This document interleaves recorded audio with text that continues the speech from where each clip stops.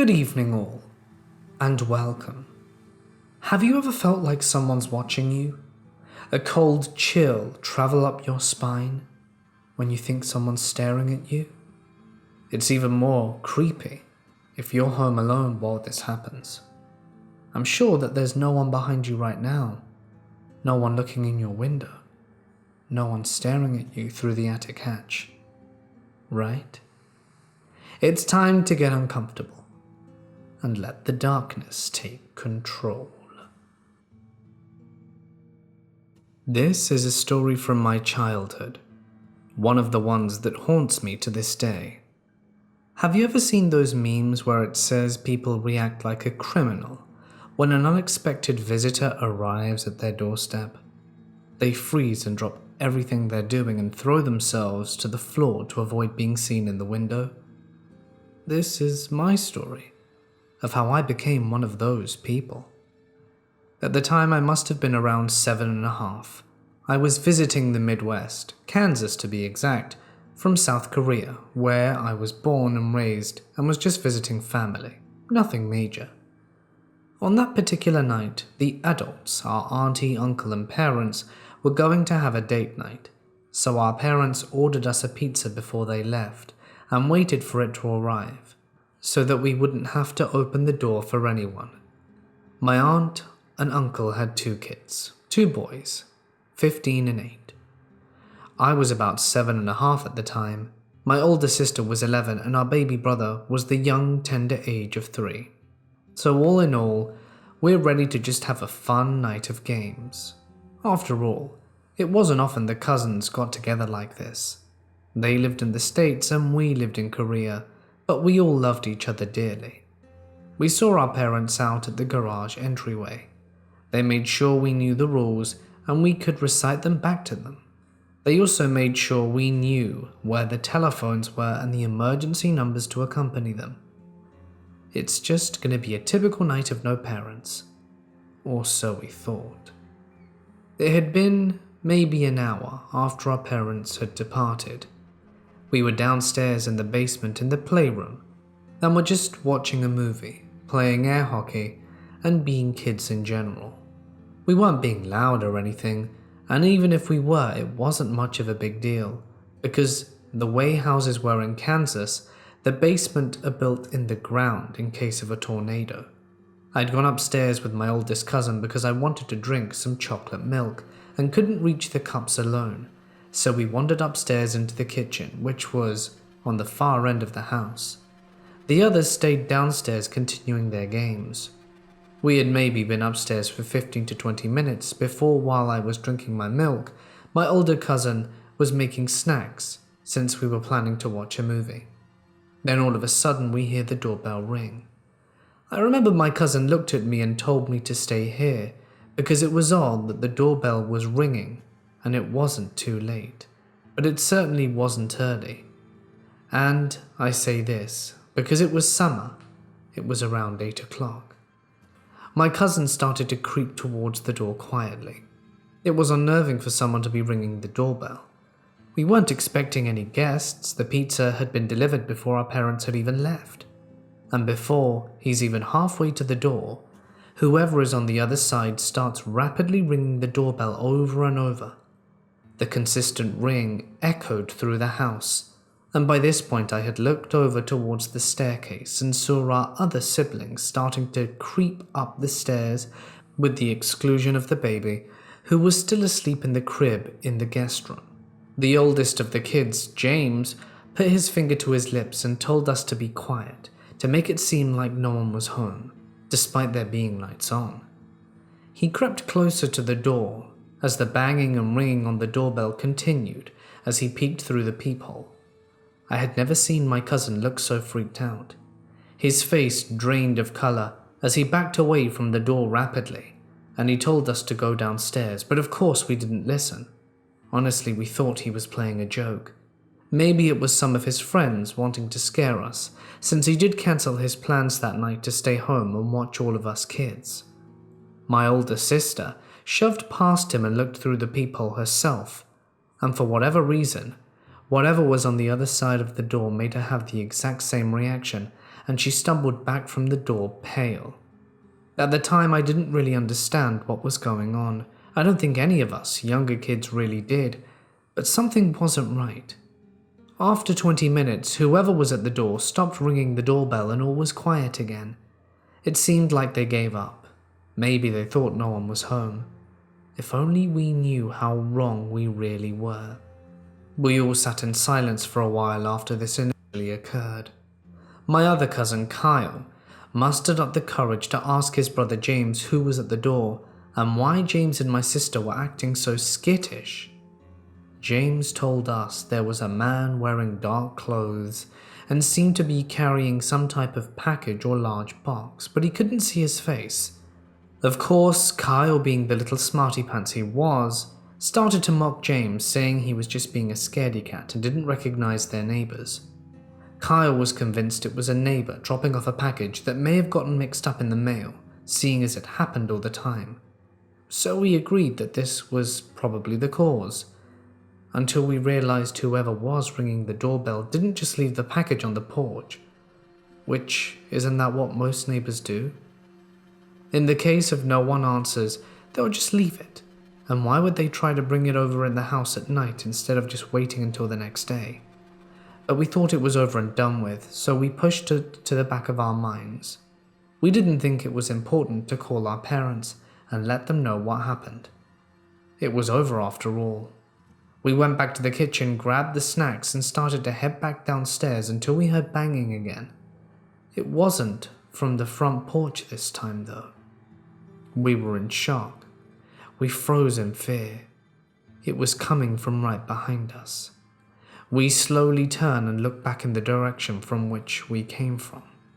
We were currently standing in the dining room. We had already passed through the kitchen. It was like someone was banging on the kitchen window. You know, the ones that are typically above the sink, so your mother or father can watch the kids while they play in the backyard as they do the dishes. So James and my older sister Nicole got down on their hands and knees and they crawled back into the kitchen, much against our charging. Just as quickly as they crawled into the kitchen to take a peek, they crawled back out in almost hyperspeed and told us to get low and stay low as we crawled into the den further down the hallway. James had us huddled close to the fireplace, out of sight from the windows, and he told us to stay there. He was taking charge. He was protecting his home and family the best way he knew how. James quickly crawled away. I don't know where he was going, but I was scared. The banging was getting louder, and it was getting closer and closer. At some point I started to cry and remember Kyle put his hand over my mouth and my sister was hugging us tight. And around that time we saw James starting to appear back around the corner, baseball bat in hand. He crawled up another staircase to get to his room. He crawled past us and put a finger on his lips, and that's when we realized he was crawling towards the doggy door. He was attempting to close off one entrance to the house that wasn't locked. Thankfully, he managed to get it latched in time because we don't think the man outside had realized that the house had a doggy door. But when we heard the lock click into place, the banging became more erratic and more violent. Then all of a sudden, much like before, the banging stopped, but we heard pacing. Someone was walking back and forth across the porch, slowly, deliberately. Thump, thump, thump. His heavy boots thundered across the red oak porch, and then without warning the pacing stopped, and it became quiet, eerily quiet. Then the man called out, "Won't you open the door? I have a package for you." We didn't respond. We stayed quiet, or as quiet as we could be, with the way our hearts were pounding and how ragged our breath was. The stranger called out again, "Open the door," and again. We didn't answer. The man called out angrily, "I said open the door, I have a package." Like before, we didn't answer, nor did we make any sudden movements. The man banged again, this time directly on the panel window of the room we were sitting in. "I know you're there. I know you can hear me. Open the door or I'll open it for you." He continued banging. The window rattled and shook violently with each impact from the strange man. Thankfully, our cousin's house had reinforced windows, so they weren't easy to break. But unluckily, we didn't have any nearby neighbors, so we didn't think anyone could hear the commotion. But while he was making the noise, we took the opportunity to book it into another room to get a phone. At one point, while we were on the phone with the police officers, they asked us if we could describe the man. Then all we knew was that he was tall and wearing black. So Kyle and I decided to be brave, so if something did happen to us that night, they would at least have a better description of who did it. We crawled back into the den and dared to look out of a small corner of the window. We gently moved the curtains out the way, and Lord behold, the man was still banging. He had moved the shutters off outside of the window, and they were basically hanging off their hinges at this point, rattling with the wind. We made direct eye contact with that deranged man. Direct, soul-searching eye contact. I don't think before this night I had ever believed, but there is pure evil in this world. But when I looked into that man's eyes, I didn't see a soul. I know that sounds crazy, but those were not the eyes of a human. He was something unlike anything I'd ever seen before. Animalistic might be the word of choice, besides demonic. It was evil, unnatural, and something I never want to see again.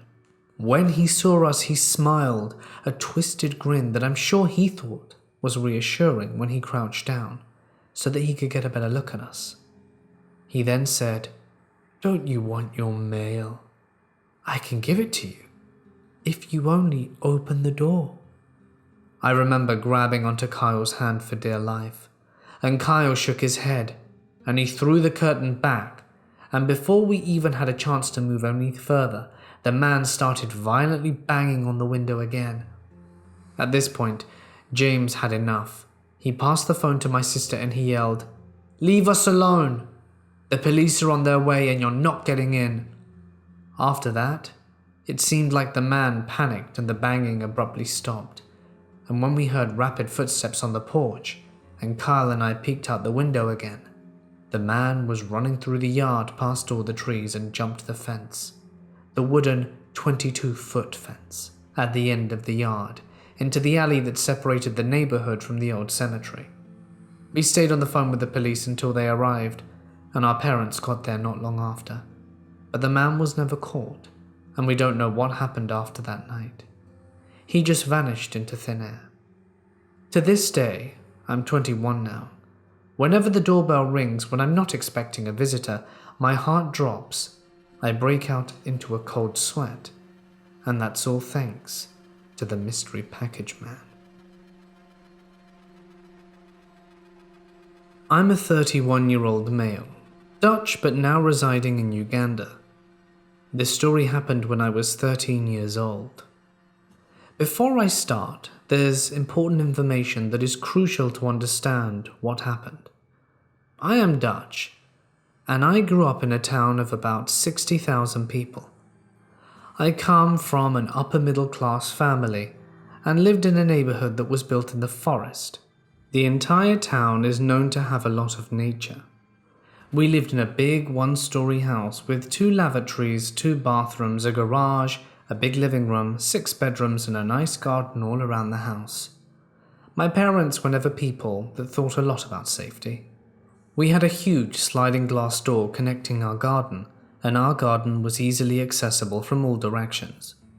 Also, I can't remember, but I think the garage door would lead to either my brother's bedroom on the right side of the house or to the corridor that would lead to my sister's parents and my bedroom. This could be locked.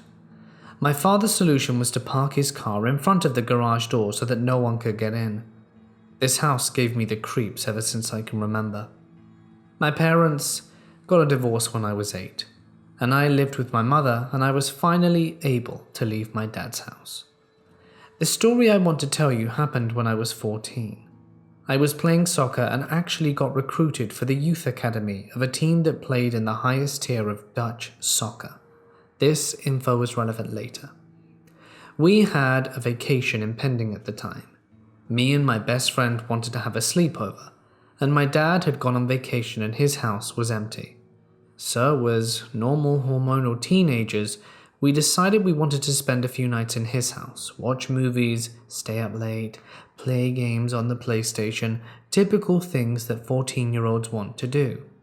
The day was perfectly normal, and as it became night, around 10 p.m., we start to hear upbeat music coming far from the distance.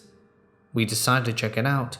We leave my father's house and we follow the direction where the music is coming from, and it leads us out of the neighborhood onto a cycling lane with lots of bends that go through the forest.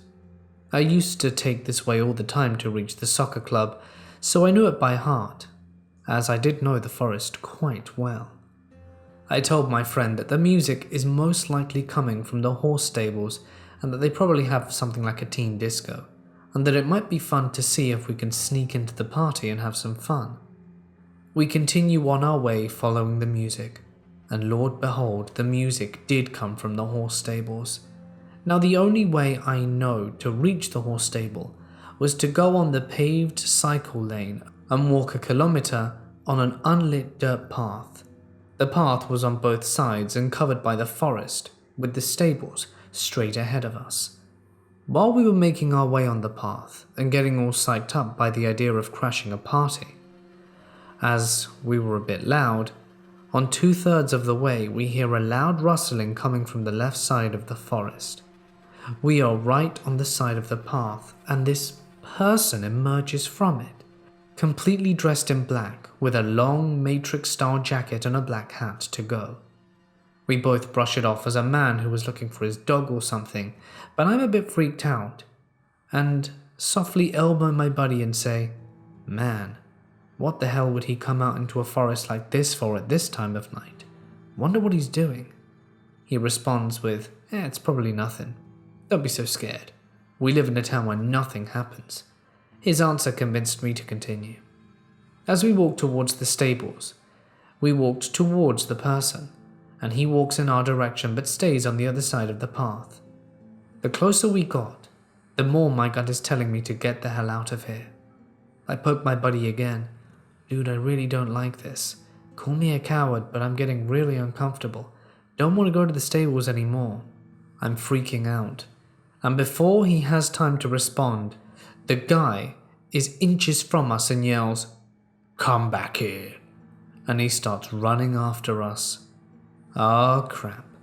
I see that my friend is slowing down to catch his breath, and I run to him and tell him to dive into the bushes and hide. While I run, hopefully he'll follow me. He hides in the bushes while I scream loudly and run for all I'm worth, looking behind me to see where the guy is, and he's still chasing me. I have no idea where I can hide from him. The bicycle lane is just straight for the next 500 meters or so, and I keep running. I finally reach the part of the lane where there are several short bends, and after I run the third, I see a small patch where I jump in and dive behind some bushes. I hear the guy running, and he passes me, with him shouting, "Wait, come here, you little brats." I remain silent and in my hiding spot. I hear the footsteps going further away. I make my way back to where my friend hid from him, but without using the cycle lane. I reach the place and call his name, and he emerges from the bushes, and we decide to go back to my father's house, but take a big detour in a different direction to where the guy ran. Nothing happens while we're heading back. We reach the house safe and sound, quickly go inside and lock every door and window. We go into my dad's room, which is all the way at the back of the house, and turn on the TV, still freaked out and super scared of what had just occurred. I still feel unsafe and uneasy. I close the curtains and slowly start to calm down. My friend stays quiet for a second, and we try to keep our minds busy with a movie. I wish the story just ended there. Until today, I'm not sure what happened next. Was it the same person or just a coincidence? But halfway through the movie, we both hear footsteps coming from the garage door, in the corridor heading into the living room. I quickly lock my father's bedroom door. I secure another window that leads to the bathroom straight into his room and lock the bathroom door also. I look at the last door. He has 3 doors that leads into his bedroom that lead into the back garden. I open the door and quickly slip out behind his room, grabbing 2 spades and slip into my father's room, brandishing my 2 new weapons. For 30 minutes we heard footsteps in his house. I see a shadow in the living room from the gap in the curtains, but not well enough to make out who it was. And just like that, it was gone. We didn't sleep that night. We were on high alert. As soon as daylight arrived, we left the house and headed to my mum's place and tell her the story. My dad calls me 2 weeks later. He returned from his vacation and he knows that I stayed a night with my friend. My mum told him the story, and he asks if I trust my friend, which I confirm. He proceeds to tell me his hard drive from his computer was stolen while he was on vacation. Not his brand new TV, not my brother's TV or PlayStation, and not a whole computer. Nothing looked like anything was wrong until we tried turning on the computer and nothing was there. Someone broke into his house specifically to steal his hard drive. I don't know if it was the man chasing us in the forest. The more I think about it, the more it would not make sense. He came from the forest in the opposite direction where we were coming from, so he didn't follow us, I think? Why chase us so obviously if he wanted to steal something so specific? But the chances of those 2 things happening in the same night is also highly unlikely.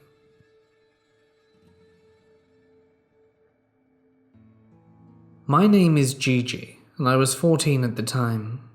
This happened about 4 years ago. That day, my little brother Noah was sick and had already spent 3 days in bed. He had a high fever, no big deal. The only real trouble was that he was 6 and obviously got our entire attention for that week. So yeah, that day my parents went out to buy his medicine and left me alone to take care of him. They also asked me to bring all of my brother's toys inside so they wouldn't get wet from the rain that was coming later that day. So I did as I was asked. I took care of Noah and I brought some of the toys that were laying outside. I was pretty tired that day, and I thought that I could do the rest later. So I went inside and sat down on the couch to watch TV before I had to prepare for my brother's lunch.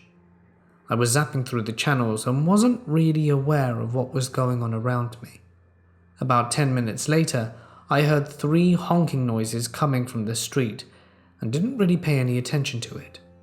It could have been the neighbors or a car passing by. Then I realized how late it was and that I had to go to the kitchen and start making my brother's lunch. Noah was resting upstairs, so I was in the kitchen cooking his meal. The thing is, my kitchen has a large window offering a view on the street, and I saw my neighbor a bit worried out of his car looking around. Once again, I didn't pay any attention to it and was focused on the food. At a moment, I opened the fridge and had a weird feeling like someone was there staring at me.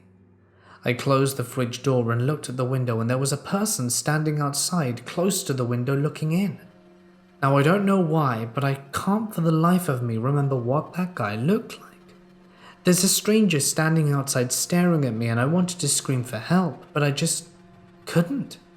I felt like the only thing that I was going to do was take my brother and leave the house via the back door. I know it's a bit excessive, but I was 14 and imagined the guy would break the window in any moment to come in. So on my way to Noah's room, I noticed the guy following me very calmly through the window. Imagine my surprise when I found the front door a little open. I'm certain I didn't close it correctly when I brought his toys back in, and because of that, I now have the habit to check at least 3 times if I lock the door for sure. When I saw the door, I understood, and eventually got a few seconds to go upstairs instead of closing it because he was close enough to get in before I reached it. So instead I ran upstairs, rushed into my brother's room and closed his bedroom door. Noah was very weak and kind of upset because of the noise I made downstairs. It could seem unimportant, but hearing him complain made me realize we couldn't leave anymore, and while I was thinking I heard someone coming up the stairs and literally crapped myself. In a desperate move I opened the window, and fortunately underneath it stood Noah's big-ass trampoline, the one with a net around it. The only thing reasonable for me was to throw my brother onto it and jump, hoping we wouldn't break our bones. Luckily, the first floor was only 4 meters high. When we landed on the trampoline, I could hear the bedroom door open. Now Noah says while getting off he saw a face, apparently of someone with a beard, white eyebrows and a hoodie, and a great psycho smile. I didn't, but I believe him. We got off and started running the streets. While I was running, I heard a voice behind us screaming, "Gigi?" I turned around and was relieved to see it was one of our neighbors, the one observing the street prior, that was waving at us to come inside their house. I was very happy to go into their house, as we used to go over and play with their kids all the time. He closed the door and we waited in there for our parents to return. We were there with his wife and kids while he was waiting out there. Funny thing he explained later is that he saw everything.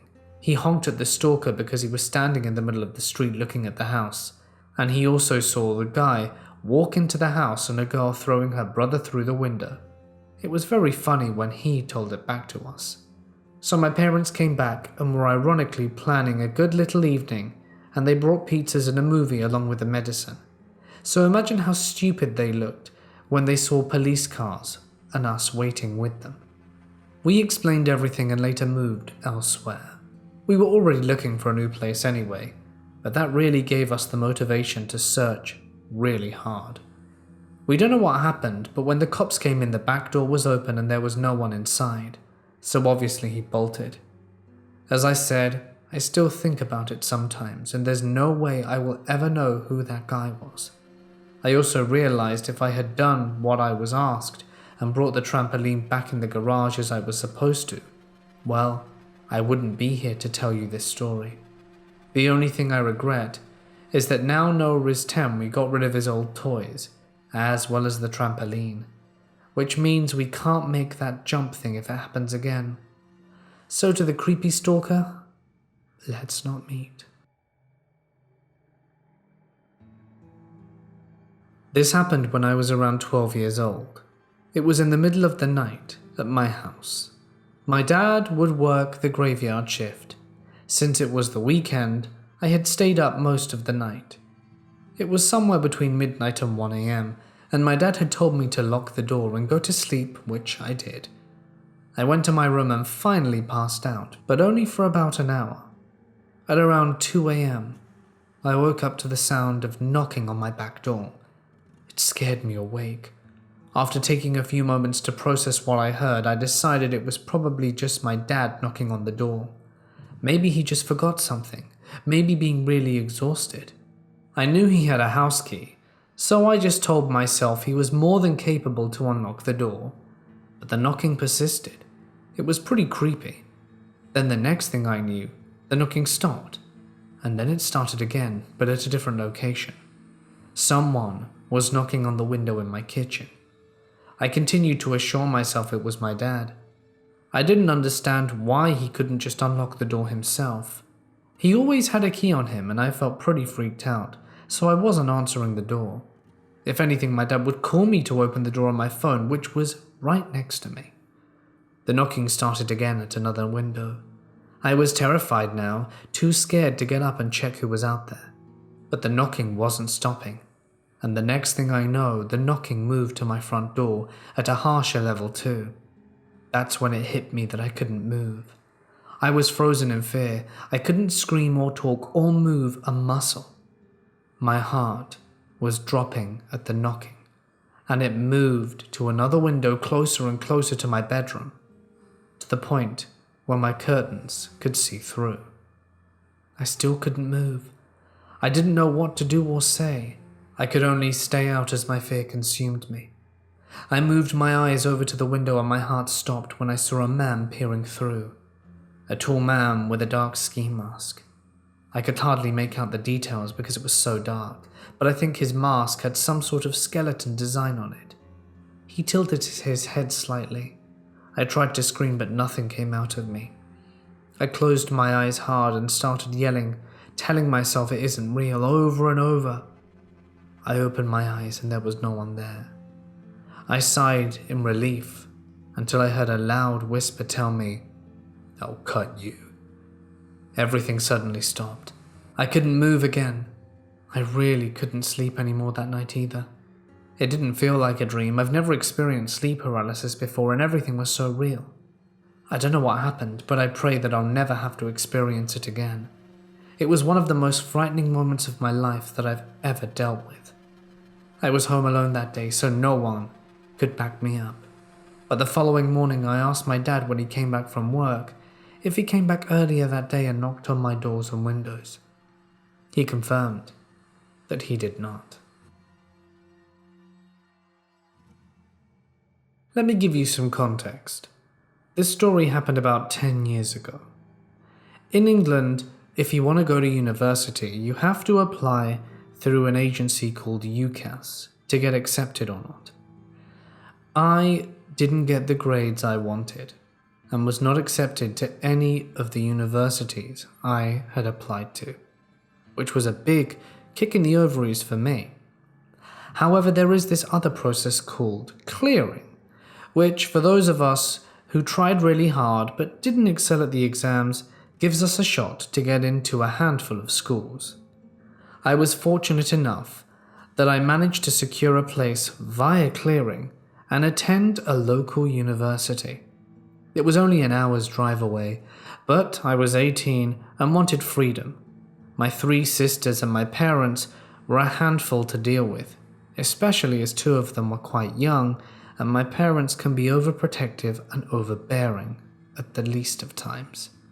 So I elected to move out and rent a place up at university. Now, of course, most people who got their applications through earlier already had their spots reserved, which meant I was in a precarious position, as when I inquired into the local dorms and such, I found that there was no room for little old me. There was nowhere I could stay, which is how this story begins. I was looking on the internet to try and find a place to live, somewhere that had my budget in mind, but that wasn't far from the university. Otherwise, I could hardly justify the expense that it was going to cost to my parents, as I couldn't afford to pay rent without getting a loan in the first place, which is quite normal for people here in the UK. After about 3 days of searching, and growing less and less optimistic with the prospect of moving out, did I finally find on one of the last pages of the search page a decent property. The price was incredibly reasonable, and it was completely private too. It was a very small apartment as part of a house.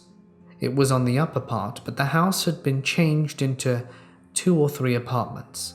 I had the top one, and it was, funnily enough, the largest. It also housed the attic, and the only condition was that I had to relinquish control of the apartment during the hours that someone needed to get access from the attic. But this was very unlikely. But it was important to the owners that they had access to it, and that I would be willing to work with them if they ever needed it, which I was totally cool with. 18-year-old me was ecstatic. I couldn't wait to get to my new place. Then September rolls around. I'm there early, at least 2 weeks before school starts, and I'm so excited to be dwelling in my new place. I can't wait to make friends, invite people over, and was absolutely delighted with how much bigger it was in person than I thought. It was bigger than all our upstairs in our old house. I had a living room, somewhere to put my modest TV, my gaming console, my laptop, my stereo. I had a kitchen, all of these cool things to myself, and I felt so happy. But there was something I need to let you know. The apartment had a weird, heavy feeling to it, a dark vibe. I don't really know how to describe it, but I never really felt super comfortable there. At the start, I just assumed that it was because I was moving out for the first time and was missing home. But despite the fact that I kept putting excuses up, as the days went by and I made it more personal, I still never felt any better about it. The day comes where uni starts. I'm having a blast. I've made a bunch of friends, and within the first few weeks I invite people over to a house party at mine. It was great fun, but one of my friends, called Trisha, told me she felt really weird in my bedroom. I asked her why. You see, Trisha had drank way too much So we dragged her to my bed so that she could sleep it off while the rest of us continued drinking and chatting and listening to music. She said that while she was in bed, she heard the cupboard creak. That's where I kept my shoes. She said she saw someone peep out, and then it was gone. She was drunk, remember, so I don't know how credible this statement was, and honestly, none of us took notice about it. But a few weeks later, I was going to bed, and just as I was falling asleep, did I hear something, almost like a footstep. I look around my room, tell myself it's just house noises, and try to go back to sleep. About 15 minutes in, I'm tossing and turning and still uncomfortable. Something's annoying me. I feel like someone's watching me. I resort to putting on some YouTube to try and get myself to sleep. Maybe listen to some funny videos, just some background noise to help me lull. About 15 minutes into the video, I'm just silent, with the light shining on my table. And I hear it again. A little squeak. I start to get uncomfortable. It's behind me, so I slowly turn my body to look, and I see that my cupboard door is ever so slightly ajar. You need to understand something about me. I'm very anal when it comes to organization. I know I closed that cupboard because I had organized my shoes within it earlier that day, and I liked it the way I liked it. There's no way I could have left it open. This was bothering me. I wondered if perhaps it had broken at some point. So I got up, opened both doors wide, and there I see a face. I just about crapped myself. The face withdraws into the darkness, and as I flick my light on, I look, and there's nothing there. There's just a panel. Several wooden panels that make up the back of the wardrobe. I never even bothered to touch them before. I start to feel freaked out. So I start from the right and start banging on each individual panel. All three of them sound the same. I try to give them a shove, and they all feel solid enough. I put my ear up against the wardrobe, navigating past my shoes and hanging dresses and stuff, to get my ear right up against it. I can't hear anything. I wait a moment, and that's when I hear what sounds like someone pattering down some small stairs. What the hell is this, I thought. I didn't know what to do. I called my dad and told him I didn't feel comfortable and explained the situation. It was about 11 o'clock at night, and he really didn't want to take the hour drive to come up to see me and check out my room, as he had to be at work early in the morning. So, he agreed reluctantly after a little bit of convincing that he'd come down. He arrived, opened up my room and my closet, and had a poke around. He asked me how much my house deposit was, and after telling him he had an idea, he told me that he could break it to check. If there's nothing there, he'd fix it, paint it, and no one would be none the wiser, but that if there is, he knows there's something shady going on. He pushed with his hands, but it wouldn't budge, and that's when he got a hammer from his car and bashed it. With a few hits, the wooden panel splintered, and as he pushed it back, did we notice a light coming from behind it. It was only faint, and when we looked through, there was a tiny passage, almost like a crawl space, that led to some stairs. At this point, my father gulped. He was now very annoyed. We managed to go through, and he looked behind it. It was like a few latches.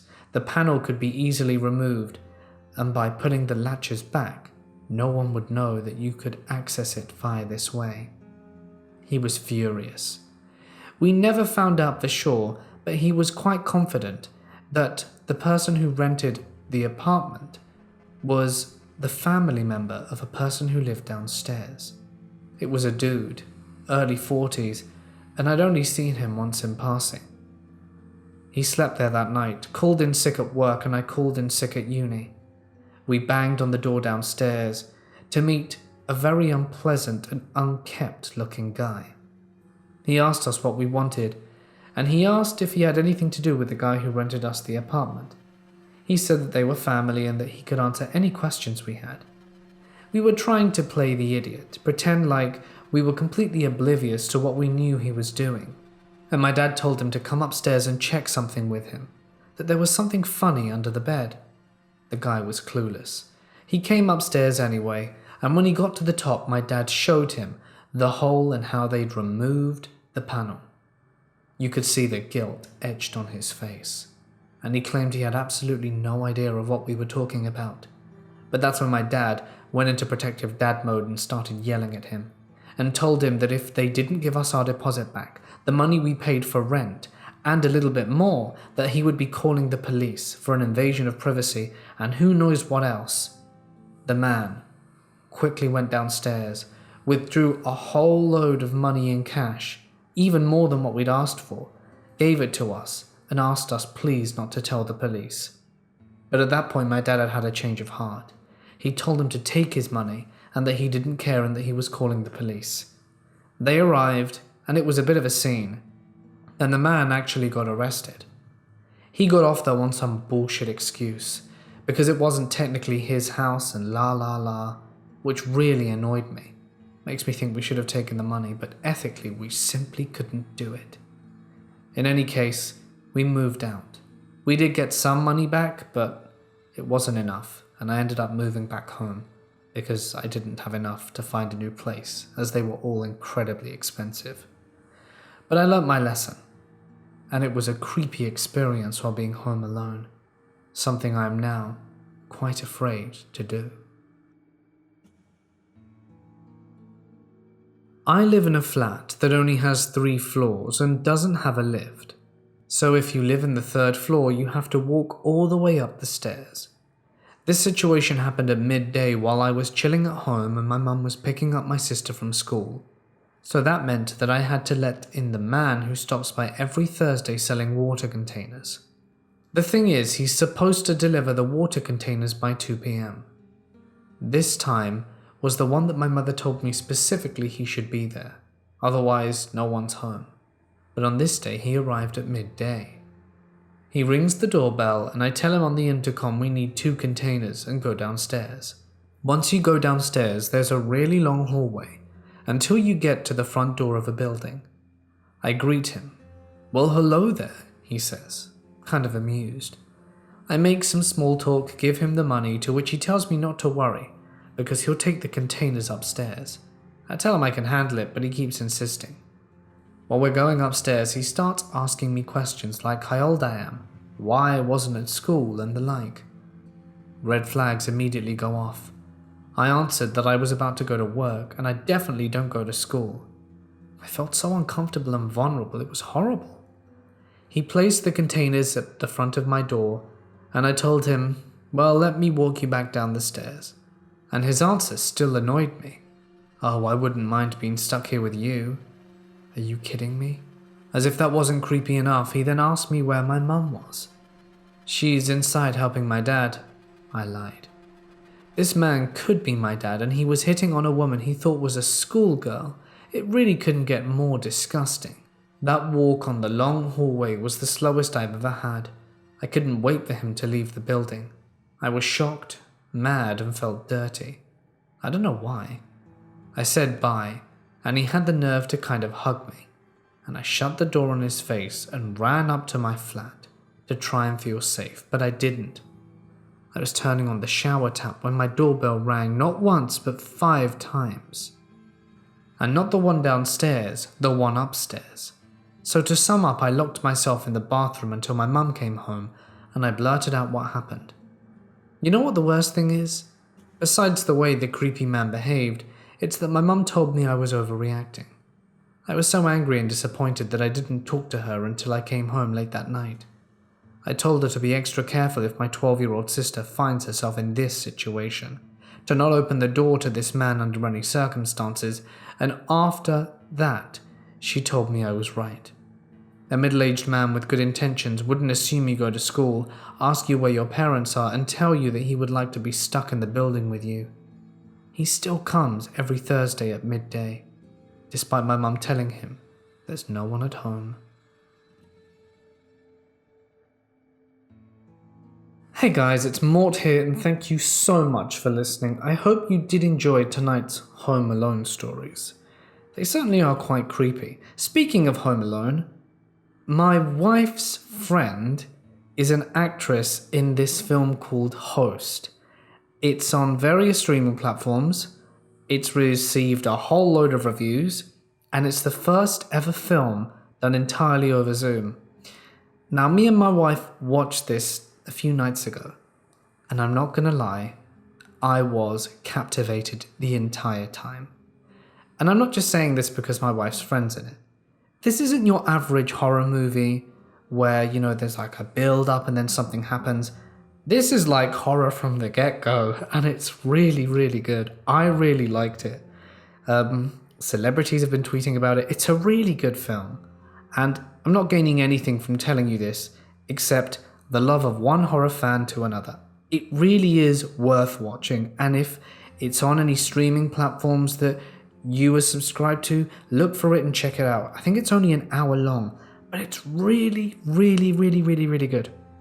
I really enjoyed it. If you've seen it, or if you're thinking of watching it, leave some feedback down below. I mean, I think you'll really like it. And if you're curious who the friend is, in the film it's M, but they all have their real names, so it's Emma. Emma is my wife's friend. So yeah, please watch it. Let me know what you think. It's really good. It's a really good film. Like, I really, really recommend it. So yeah, thanks as always to my wonderful patrons who really help support the channel. And if you'd like to be a patron, I'd really appreciate that. Also, to all my current patrons who are actually listening right now, do you guys listen to the exclusive content I post on there? Because I don't really get many comments or likes on anything I post on there. So I'm just wondering, out of all the patrons I've got, do you guys even look? Because there is exclusive stuff on there. So, consume the exclusive content and let me know what you think of it. Alright then guys, I think I'm going to leave it there. So stay awesome, and I'll see you in the next one.